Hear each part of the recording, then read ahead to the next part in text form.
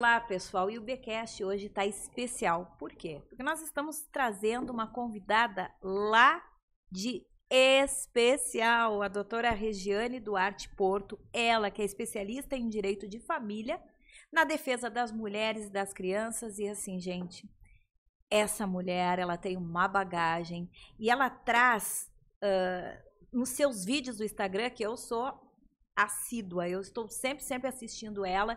Ela traz esse assunto com muita leveza e, ao mesmo tempo, com uma clareza muito grande. Então, assim, obrigada pela sua presença. Seja muito bem-vinda. Obrigada, Julie. Muito honrada pelo convite, muito feliz em estar aqui contigo. Tenho certeza que hoje vai ser um bate-papo especial. Vai sim. Doutora Regiane, eu vou começar perguntando como é que é essa... O que ocorreu para você ir para o lado do direito família, mulheres e criança? Tá. O que aconteceu aí? O que aconteceu, né, que o direito de família entrou na minha vida? Bom, então, quando eu comecei a advogar, né, há 9 anos atrás, eu flertei, né, lá no início, com o direito, né, com a parte criminalista. Tá. Eu flertei, né, enfim, até aspirei a ser uma advogada criminalista. Porém, ali no início, né, de carreira, eu acabei fazendo o quê? Eu me inscrevi num convênio, né, que a Defensoria Pública do Estado tem com a OAB, né, para pessoas de baixa renda. Então, eu me inscrevi nesse convênio para prestar essa assistência judiciária, né? E aí, o que acontece? 90% das pessoas que vinham, né, nessa época lá atrás, eram de direito de família. Queixas de direito de família. Exato. Doutora, mulheres, me ajuda, exatamente, socorro. Então, mulheres buscando regulamentar guarda, visitas, divórcio, pensão, né? E aí eu acabei me apaixonando pela área, né? Eu comecei aprendendo ali. Tocou o seu coração. Exatamente. Se identificou com essas mulheres? Muito, me identifiquei, abracei a causa mesmo da mãe solo, né? Porque a grande maioria das minhas clientes são mãe solo. E aí eu acabei abraçando a causa e estou aqui até hoje. E doutora, sobre os seus vídeos no Instagram, parabéns. Obrigada. Parabéns, porque a senhora traz uma linguagem muito leve, com um assunto tão delicado e que envolve crianças e mães. Sim. Envolve pessoas, né? Envolve famílias, isso é muito sério. Em quem que a senhora se inspirou para começar a fazer esse trabalho tão bonito no Instagram de esclarecimento?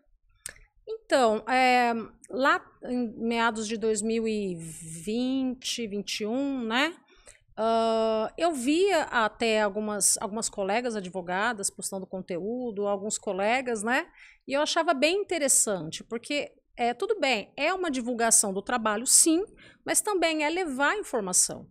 Né? Essa parte de levar informação... É um papel importante, né? Exatamente, porque o que acontece? Muitas pessoas têm algumas dúvidas que, para alguns, nossa, mas claro que eu sei disso. Só que tem gente que não sabe.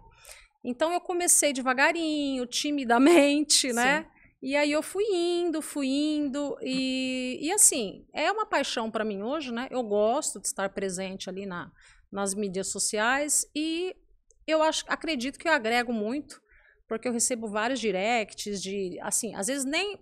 Claro que vem as clientes também, mas às vezes seguidoras mesmo, me agradecendo por um conteúdo, por uma caixinha de perguntas que eu abri e consegui esclarecer uma dúvida. É claro que na caixinha de perguntas eu respondo de uma forma genérica, não posso fazer análise de caso concreto, né, pelo Instagram. Mas, às vezes, uma dúvida assim, mais simples, né, eu consigo sanar por ali e acaba agregando na vida da pessoa. Tem um vídeo que eu achei muito interessante, até uma fala sua, que a senhora fala sobre o presente, até não foi, acho que um vídeo seu, foi de um influencer que a senhora repostou, mas eu achei muito interessante a sua colocação, em que um pai diz, bom, vou te pagar o presente do Dia das Mães, e isso já vai ser uma forma, vou pagar a pensão alimentícia que estava atrasada no Dia das Mães, esse vai ser o teu presente. Nossa. E isso é um absurdo, né? Esse tipo de... Então, dê alguns esclarecimentos, alguns exemplos de queixas, né, dessas mães e até de alguns abusos que esses genitores tem com as mães, achando que está fazendo um favor. Favor, exatamente. É lamentável, Julie. Sabe que hoje minha clientela é toda, né, é feminina. Então, assim, são mães solo, em sua maioria, e realmente, assim, muitos genitores agem de uma forma, assim, muito lamentável, né? Então, assim, alguns não registram a criança sabendo que é o pai, sim, de repente era um relacionamento estável e não algo casual. Muitos não pagam a pensão, né? Muitos fogem do oficial de justiça. Essa questão que você colocou, vou pagar no Dia das Mães, né? Então tá. Só que esse genitor, ele não leva em consideração que esse dinheiro, que esse valor não é para a mãe. É para o filho dele, né? Então, e outra, que muitos genitores, eles têm uma ideia de que a pensão alimentícia, né? É para comida, não gasta tudo isso no mercado. Só que a pensão, ela abrange outros gastos, Sim. né? Aluguel, água, luz, internet, lazer, Remédio, vestimentas, medicação, exatamente. Então, abrange todos os gastos da criança, né? Então, infelizmente, muitos cometem um abuso psicológico. E aí é até curioso que antes de chegar aqui, eu estava tomando um café ali, falando com uma cliente, e é claro, não estou mencionando nomes, mas ela mandou algo do tipo, né, que o genitor enviou uma mensagem dizendo o seguinte, ele manda no comprovante de pagamento da pensão frases, sabe, frases afrontando, sim, porque está pagando com raiva. Porque está pagando como se estivesse dando dinheiro para eles. Não é isso, né? É um direito da criança, né? E é um direito, uma pensão justa, inclusive, né? E tem muitas mães que não querem pedir essa pensão. Tem. Porém, esse direito não é para ela, é para o filho. Exato. O que a senhora diria para essas mães que têm até medo do genitor? Porque ele ameaça. Exatamente. Muitas clientes minhas chegam com esse receio. Porque eles ameaçam, eles fazem ameaça do tipo, se você me colocar na justiça, eu vou tomar guarda de você, né? Então, assim, o que acontece? A minha orientação é sempre a seguinte, sim, ela tem que buscar a justiça porque ela está representando uma criança que não tem o poder de bater na porta do judiciário. Né? É um direito dessa criança. Tá? E para cada genitor que fica, né, experimentando ali a impunidade dos atos, a irresponsabilidade, né, nasce mais um genitor, né, que não lida com as consequências da própria irresponsabilidade. E ainda assim falando, se ouve falar muito, eu acredito que não seja desta forma, né? Que a pensão alimentícia, a obrigação de pagamento de pensão, ela vai até os 18 anos da criança. Por quê? Porque ela está já, em muitos casos, com a maioridade. É assim que funciona? Como funciona, doutora? Não, Julie, não é assim. Realmente, assim, alguns genitores desinformados ou, né, agindo de má fé, não sei, o que eles fazem? Eles, quando esse adolescente completa 18 anos, ele simplesmente para de pagar a pensão. Acabou minha obrigação. E não é bem por aí. Por conta própria. E não pode, porque isso é passível de execução, inclusive. Então, assim, se uma sentença fixou aqueles alimentos, somente uma sentença, né, irá desobrigar esse genitor a fazer os pagamentos. Então, assim, existe uma sentença que fixou os alimentos. Esse adolescente completou 18 anos, vai continuar estudando, vai fazer uma graduação, vai fazer um curso técnico, ele tem que pagar, né, ele tem que continuar prestando esses alimentos até que o filho complete ali 24 anos ou término da primeira graduação. E casamento? E se o filho casa nesse meio tempo? Se casar, aí esse genitor pode ajuizar uma ação de exoneração de alimentos e com uma sentença procedente, sim, aí ele pode parar de pagar a pensão. Ok. Muitos param por conta própria. Param por conta própria. E ainda ameaçam. Exato. Aí um belo dia chega o oficial de justiça lá, né, paga em 3 dias sob pena de prisão, fica assustado. Pena de prisão, falou uma coisa excelente, quero perguntar. Tem pais que, genitores. Sim, né? Sim. Porque é aquilo que eu digo, o pai, ele é aquele que ele sabe as obrigações dele. Exato. Então, se chama de pai aquele que dá carinho e paga a pensão sem precisar de toda essa cobrança. Essa cobrança. Então, vamos falar em genitor aqui. Exatamente. É uma diferença enorme. Enorme. Doutora, ele é preso por 30 dias, sai, não paga pensão. E aí, acabou, não tem como receber, o que se faz? Tá. É assim, Julie, sempre que esse genitor fica devendo os alimentos, né? Então tem ali a sentença, um título executivo, através de uma ação de cumprimento de sentença, será requerida, né, a expedição do mandado de prisão. Genitor foi preso, ficou 30 dias, não pagou. E agora? O que fazer, né? O advogado, no caso, né, que está representando essa criança, deve pedir a conversão do rito de prisão para o rito de penhora de bens. Porque, né, não tem bens. Aí. Então, é possível requerer suspensão de CNH, é possível requerer, não sei, algum valor de FGTS que ele tenha, né? Passaporte, bloqueio de passaporte, bloqueios bancários, né? Dá para fazer a tal da teimosinha que fica né, ali bloqueando os valores em conta. SPC. Exatamente, dá para protestar. E aí, assim, e ele pode ser preso novamente, não por essa dívida passada, mas ele poderá ser preso por essa que, por exemplo, vamos supor que ele saiu da cadeia e ainda não aprendeu. Tá. Aí daqui para frente ele continua, segue sem pagar. Aí ele pode ser executado novamente desse período pós-prisão. Pós-prisão. Entendeu? E sendo que esses valores que ele já não pagou, eles não vão, como se fala, caducar. Eles continuam. De maneira nenhuma. Inclusive, outro dia, no Instagram, um genitor comentou algo do tipo, em um vídeo meu, é fácil, é só ficar preso 90 dias e depois não pagar mais pensão. Imagina, isso não existe. Isso não existe. Entendeu? Acho que é falta de informação. E como que é estabelecido o valor da pensão alimentícia? Claro, vamos falar sobre duas categorias aí. A categoria daquele assalariado e da categoria daqueles que são famosos e recebem muito dinheiro. Como fazer? Certo. Então, Julie, o valor dos alimentos, ele é fixado sempre de acordo com as necessidades da criança e de acordo também com as possibilidades financeiras do genitor. Né? Então, assim, genitor assalariado, trabalha CLT, né? Via de regra, né, o juiz fixará um valor ali de acordo com esses gastos da criança, que deverão ser detalhados no processo, né? Tem que tomar uma atenção com isso também, porque tem que comprovar nos autos, e de acordo com essa possibilidade financeira dele. Então, é fixado um valor com desconto diretamente em folha de pagamento, né? E aí todo mês esse desconto, né, será feito do salário dele para a conta da genitora. Então, assim, não existe no nosso ordenamento um valor fixo de pensão.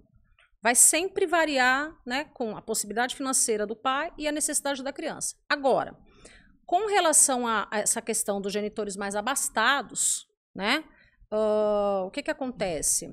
O ideal é que o padrão de vida dessa criança acompanhe sempre o padrão de vida desse pai, né? Então, vai muito além de comprovar as necessidades atuais dessa criança, né? Isso vai de encontro a que essa criança tenha direito e possa usufruir de tudo aquilo que esse genitor pode proporcionar de fato, né? E existe um mito... É um mito isso, né? Que as despesas da criança, elas devem ser divididas. Eu já ouvi falar, e muito. Então... direitos iguais, tem que dividir. Não é bem por aí, né? Então, assim, cada um, né? O pai e a mãe, cada um vai arcar de acordo com a sua possibilidade financeira.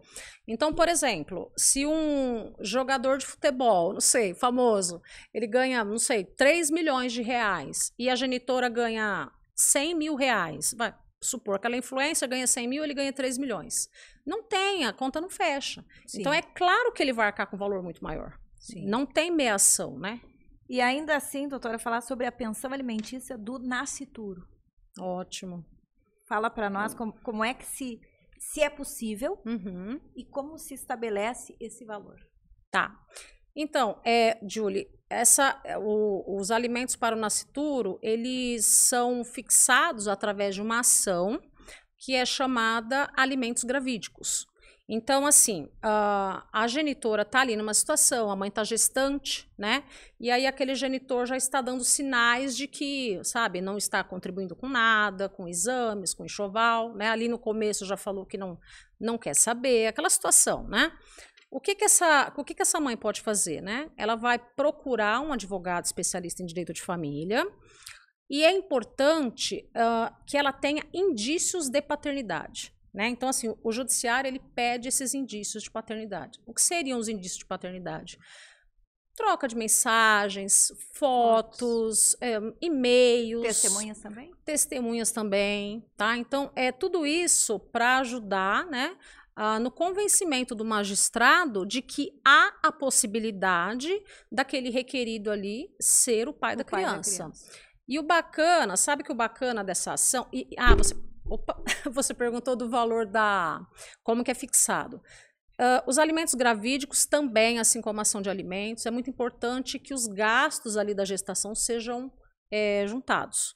Então, também vai obedecer o mesmo princípio, né? Os gastos, né? As necessidades médicos versus... com o parto, exatamente. Tudo. Enxoval, Tudo. Alimentação entra, tá? Alimentação. Caso a mãe fique indisposta, não possa trabalhar. Exatamente. Essa mãe também tem direito a receber essa ajuda. Essa ajuda para poder ter uma boa alimentação. Com enfim, toda certeza. Criança, né? Isso. E todo o acompanhamento médico, né? Enxoval e etc.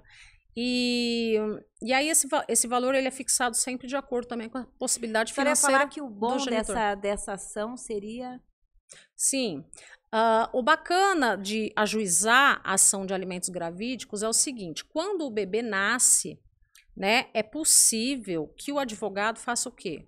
Já peça ali nos autos, né, uma conversão para que essa ação, que é de alimentos gravídicos, onde a autora é a mãe, passe então a constar como ação de alimentos, onde o autor é o menor. Então é como se essa mãe estivesse se adiantando, porque muitas esperam o bebê nascer para então entrar com ação de alimentos. Então, assim, nesse ponto, por que eu acho interessante, né, ajuizar essa ação de alimentos gravídicos? Porque ela já vai adiantar algo que o bebê tem direito e ela também tem direito na gestação. Então, eu acho, assim, muito interessante. Doutora, 17 estados hoje a senhora atende. Exato. E mais 5 países. Exato. São aquelas mulheres que confiam no seu trabalho. 5 países são provavelmente mulheres brasileiras, né?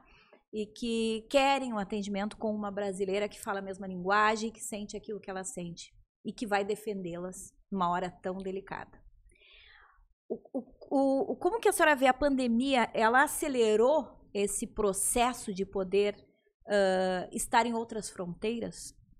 Exatamente, Julie. Eu acredito assim, o judiciário, né, os escritórios de advocacia, eles eram né, antes da pandemia e um no pós. Então, assim, eu que tinha ali um escritório somente físico, atendendo a localidade, né, passei a divulgar mais, né, o meu trabalho nas mídias sociais, e aí com isso, o que aconteceu?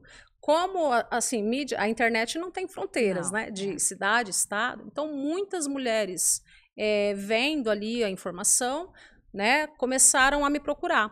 E o bacana é que, assim, eu faço atendimento online, né, esse atendimento consultivo online para todo o país, e atualmente também, né, nesse pós-pandemia, a maioria das audiências, elas são online, e isso também facilita muito. Então, é aquela máxima, né? A internet, ela aproxima muito, né?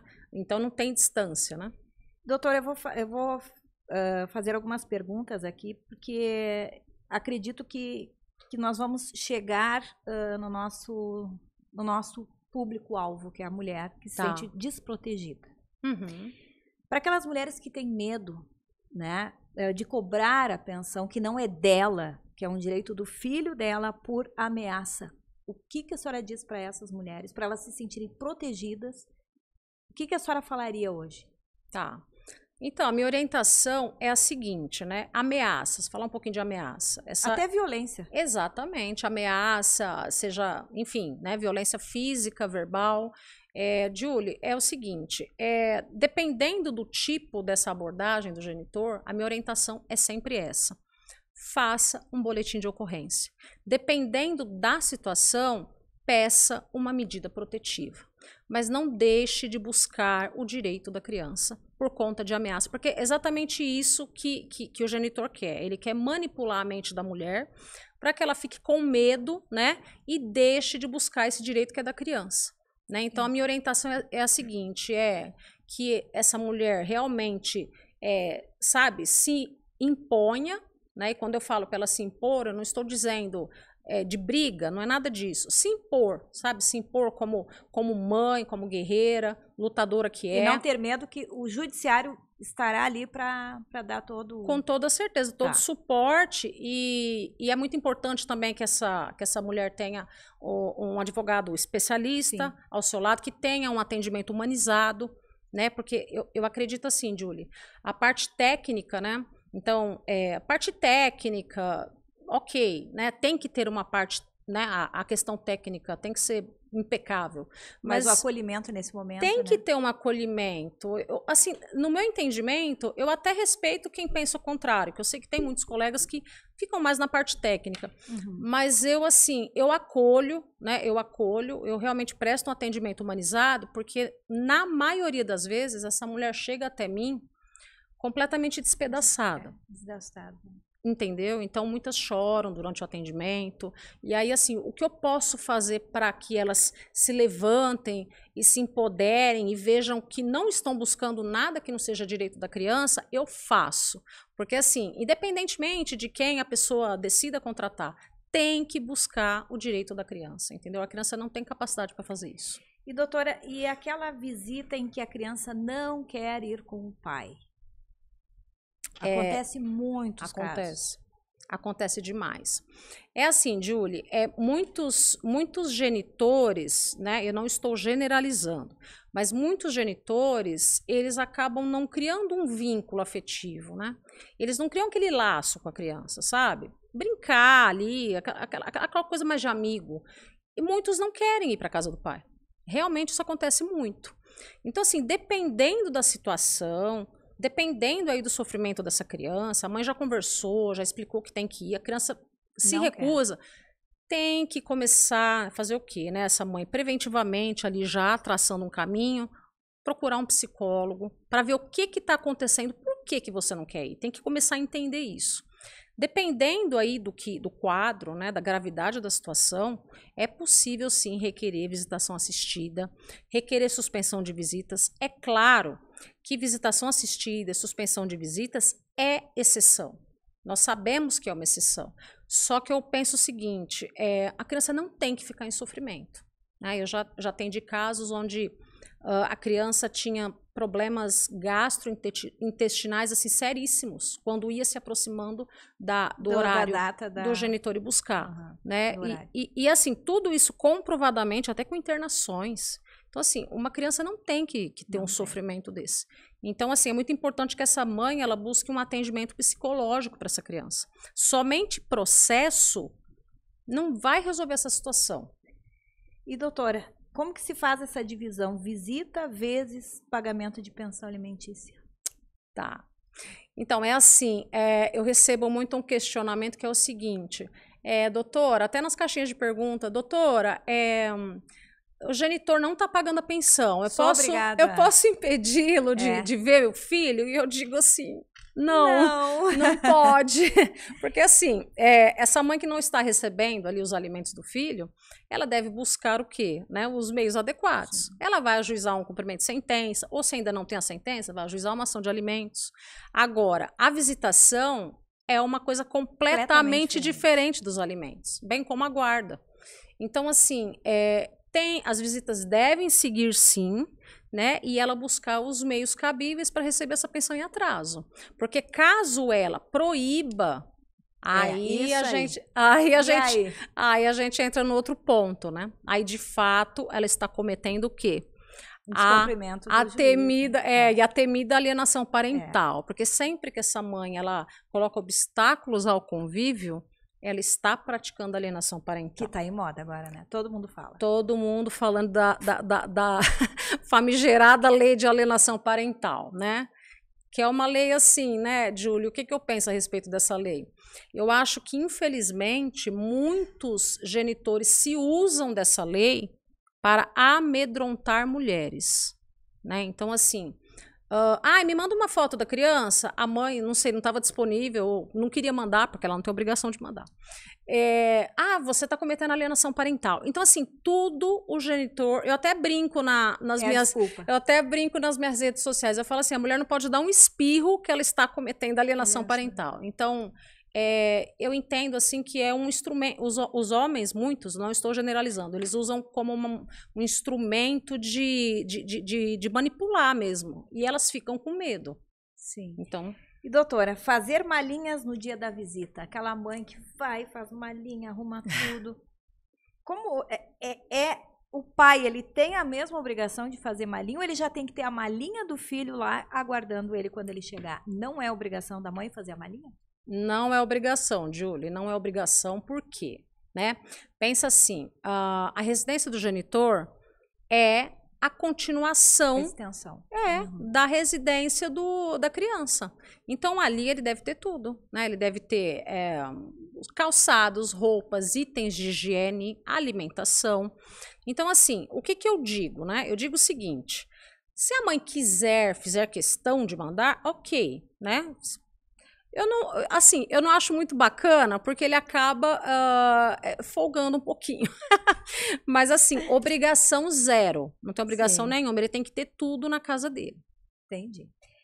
E para aquela mãe que cobra o afeto? Ai, o genitor, o pai do meu filho, o genitor, ele não dá atenção. Doutora, o que eu faço? Eu quero que ele dê atenção. E aí? Então, Julie, é complicado. Eu recebo muito também esse questionamento e é complicado a gente cobrar amor de quem não tem, né? Dentro do coração. O que é possível, mas aí eu não vou dizer que isso supre o afeto, porque nada vai suprir o afeto de um pai, mas assim, muitos adolescentes aí no caso, né? A maioria adolescentes, né? Adultos ali numa fase mais inicial, tem ajuizado ação de abandono afetivo, requerendo indenização pelo abandono, né? E já existem diversos casos onde, né, o juiz fixou ali um valor, né, a título, uma indenização, para que repare um pouco essa ausência, né, do afeto. Na verdade, não vai reparar. Não repara, mas eu acredito que é um caminho, sim. Porque muitas vezes mexendo no bolso, né? As pessoas olham de uma forma diferente. Exato. E, doutora, para aquelas pessoas que ficam com medo por ameaças, né? E diz, você vai perder a guarda, né? Se não fizer tal coisa. Em que casos a mãe perde a guarda? Em que casos? Tá. Então, Julie, o que eu digo sempre, né, para as minhas clientes, porque diversas recebem esse tipo de ameaça, né?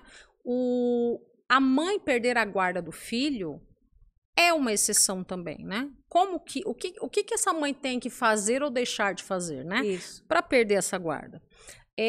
Desde que, assim, eu vou dar alguns exemplos práticos, né? Então, assim, se ela negligenciar com a higiene, deixar de mandar essa criança para a escola, se ela sai e deixa essa criança sozinha, né? Alguns exemplos, assim.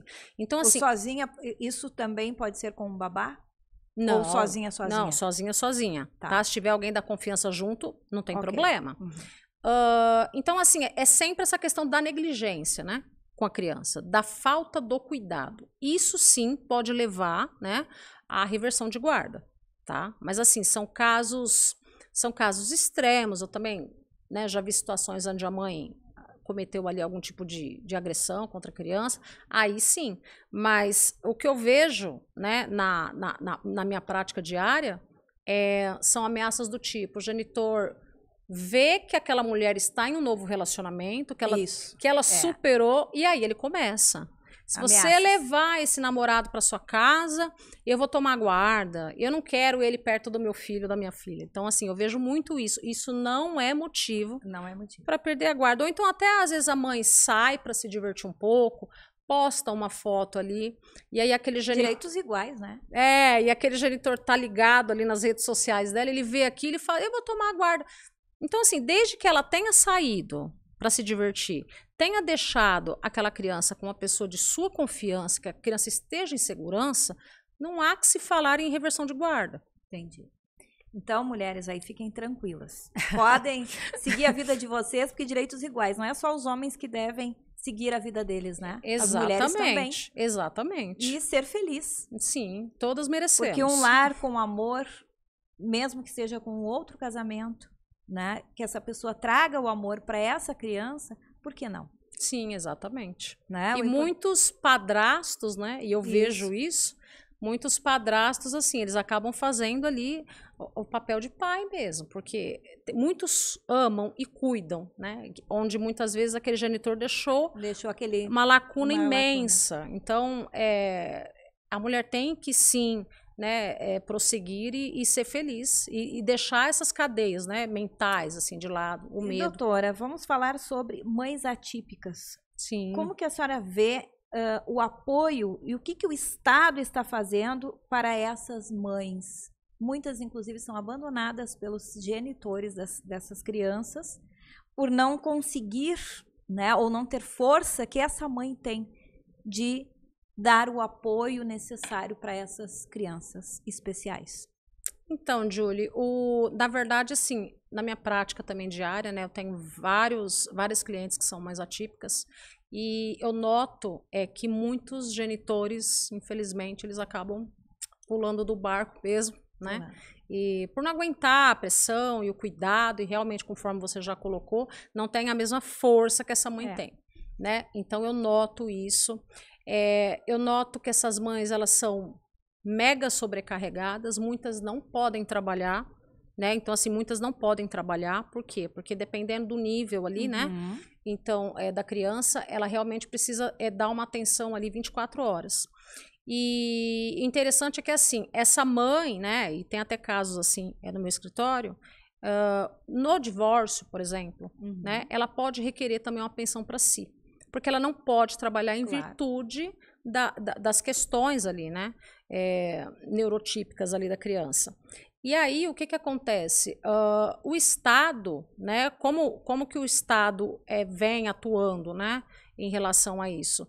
A depender do caso, né? E aí são casos e casos, mas a depender, né? Essa mãe, ela consegue, né? Requerer ali um auxílio, né? O BPC-LOAS, diante ali dessa questão neurológica da criança. Precisa, claro, uma avaliação médica. Exato, precisa, né, laudos, e aí ela vai passar por toda uma perícia, né, essa criança vai passar por uma perícia para ver se é o caso, né? Mas é importante também mencionar aqui o seguinte, Julie, esses gastos, né, os gastos da criança, TEA, por exemplo, né, são maiores. Com certeza. Os gastos são maiores. Então, assim, o valor da pensão alimentícia, ele deve ser maior também, né? Isso deve ser levado em consideração, né? Então, é uma criança que tem mais gastos, muitas vezes, falando de autismo, né? Alguns deles apresentam fono, eles têm uma seletividade alimentar, então é muito transporte, leva para uma terapia, leva para outra, sabe? Então, tudo isso entra no cálculo da bendita pensão alimentícia. Perfeito. Exatamente. Excelente esclarecimento, doutora. Muito obrigada. Eu tenho um outro ponto que eu gostaria de perguntar. Quantos anos a senhora está atuando na área da família? Tá. Então, Julie, são 9 anos. Tá. Nesses 9 anos, tem algum... Eu sei que todos são especiais, todos são tocantes, mas tem algum nesses 9 anos, algum caso em que marcou a sua vida? Que a senhora disse assim, não, eu vim e a minha missão é ajudar. Tá. Porque a senhora está, sim, ajudando mulheres que precisam, né, desse acolhimento. Sim, olha, você perguntando assim, me veio um caso à mente. Realmente tem vários, né? Mas eu lembrei de uma situação que foi a seguinte. A mulher me procurou, né? À época, né, já tem um tempinho isso, ela tinha 52 anos e 30 de casamento, certo? E assim, ela vivia numa situação que o marido nunca deixou ela trabalhar. Ele era bem machista. Então, assim, durante esses 30 anos de casamento, ela cuidou do lar, cuidou dos filhos, que à época já eram maiores, já tinham casado. E ela se dedicou exclusivamente a isso. E o que acontece, né? Essa mulher, ela, com o passar do tempo, ela adquiriu problemas de coluna, ela tinha fortes dores.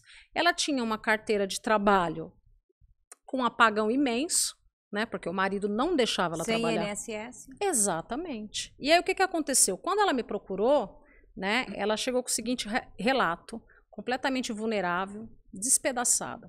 Em uma das viagens que ele fazia a trabalho, ele arrumou uma amante, 20 anos mais jovem que ela, que é a minha cliente, e ele simplesmente falou, estou indo embora, né? Ele voltou, pegou as coisas e foi embora. Te vira. Exatamente. Então ela se viu ali, morando sozinha, sem profissão, com fortes dores, né?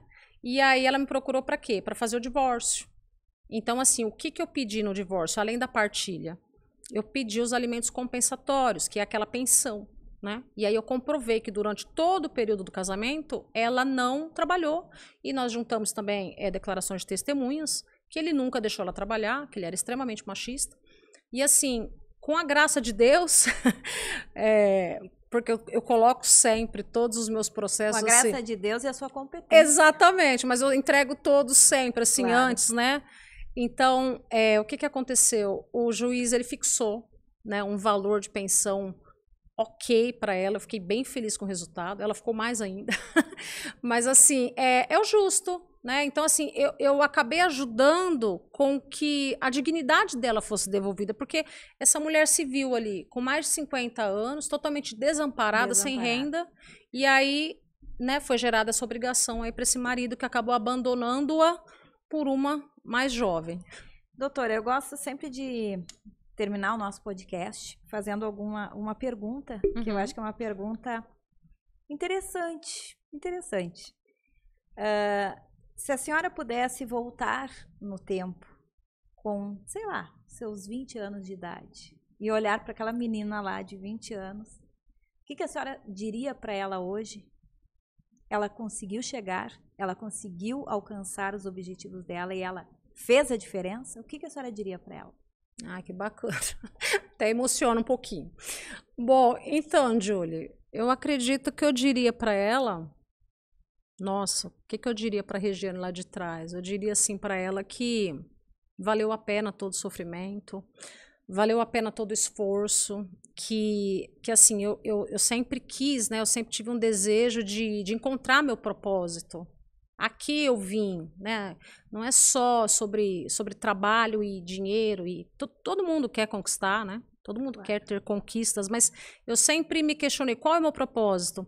E eu diria para essa menina o seguinte: você conseguiu, você está conseguindo, você está agregando na vida de pessoas. Então, assim, isso é muito bacana. Acredito que eu diria isso para ela. Você está fazendo a diferença. Obrigada. Muito obrigada.